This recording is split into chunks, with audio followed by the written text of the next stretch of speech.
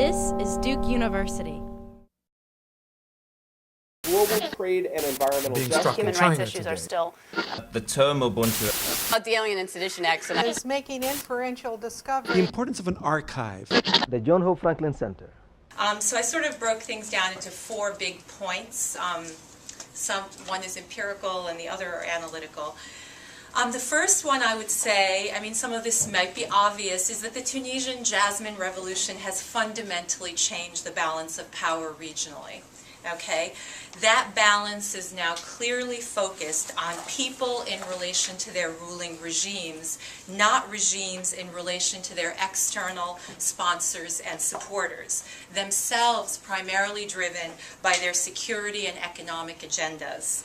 The Jasmine Revolt represents, I would say, a post-colonial turning point for the Middle East and North Africa, in that it has allowed people to imagine societies led by civilian governments accountable to their peoples.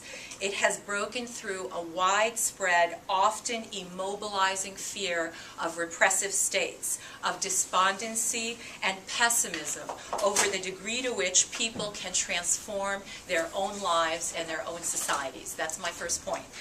My second one is that the cross-class, cross-generation, cross-gender, and cross-creed compositions of both the Tunisian and Egyptian revolutions, as well as the nature of their slogans, are forging an emergent political generation, okay, that cannot be categorized as strictly nationalist or strictly secular or religious or Marxist or intellectuals or the Facebook generation, or you can go on.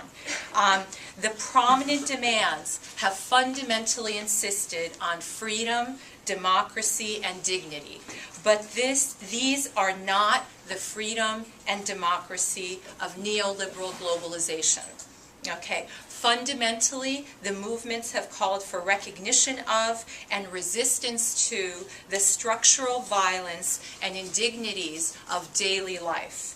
These violences and indignities relate to unemployment, the high cost of living, poverty, high cost of education, among other things. But they also relate to torture, political repression, corruption, and governments far more accountable to their external protectors and trainers than to their peoples. That's my second point. My third one is an empirical one.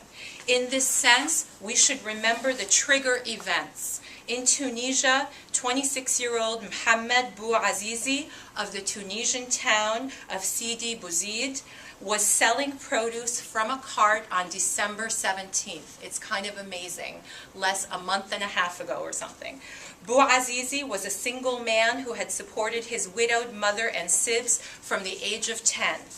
When he resisted a female police officer attempting to confiscate his cart for lack of a license, she slapped him and took his cart, his produce, and his weighing scale.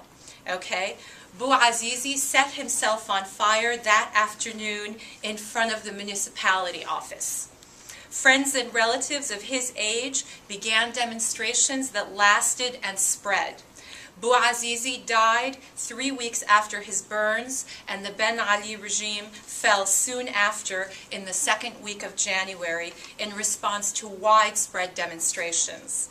We should remember that Tunisia had among the most repressive regimes in the region.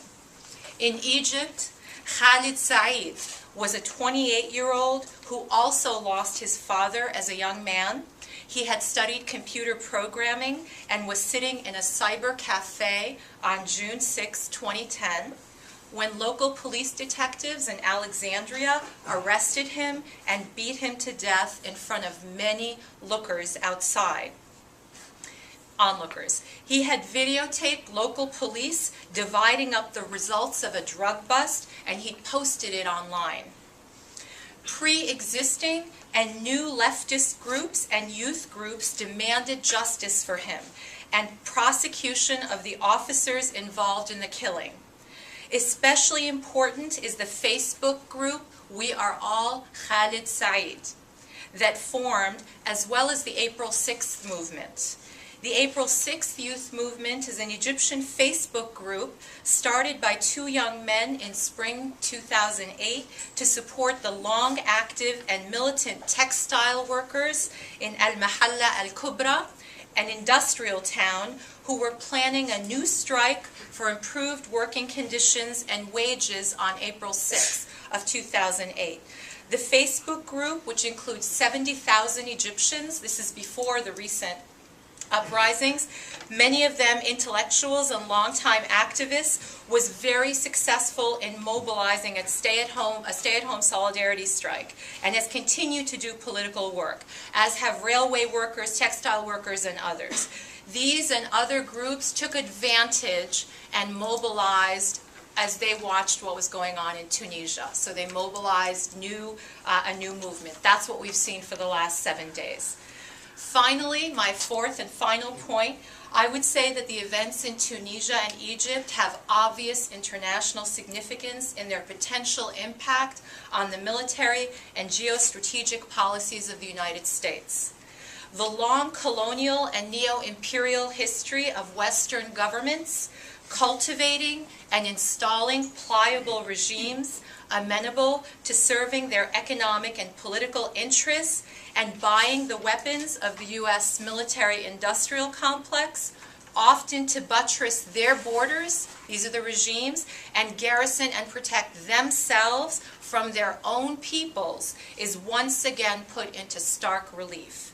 Certainly, these policies call into question a discourse of the U.S. as a democracy concerned with the freedoms and welfare of peoples. Anti-U.S. sentiment in the world is fundamentally informed by knowledge of the unjust ways in which U.S. national interest, quote unquote, has often played out and continues to play out in our country's economic and foreign policies. Thank you. Produced by Duke University. Online at duke.edu.